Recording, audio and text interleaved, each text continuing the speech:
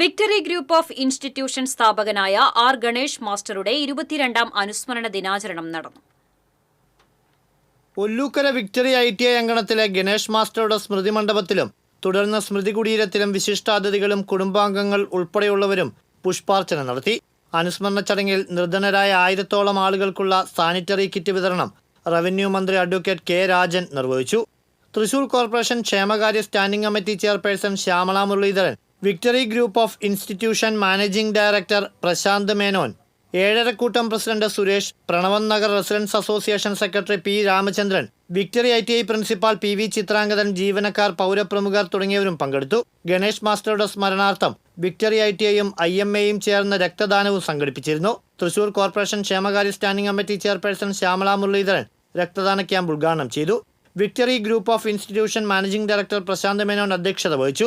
IMAയിലെ ഡോക്ടർമാരായ Balagopal, Babu Parakkal, Ezharakkoottam president Suresh, Pranavam Nagar residence association secretary P. Ramachandran, victory ITI vice principal EV Thomson, administrator KGK Sundararajan, Jose K. John, Dibush Balan, Sanal T. Varghese എന്നിവർ പങ്കെടുത്തു. Victory ITIയുടെ Thrissur town, Keeramkulangara, Ollukkara എന്നീ അനക്സുകളിലെ 200ഓളം വിദ്യാർത്ഥികൾ രക്തദാനം നടത്തി.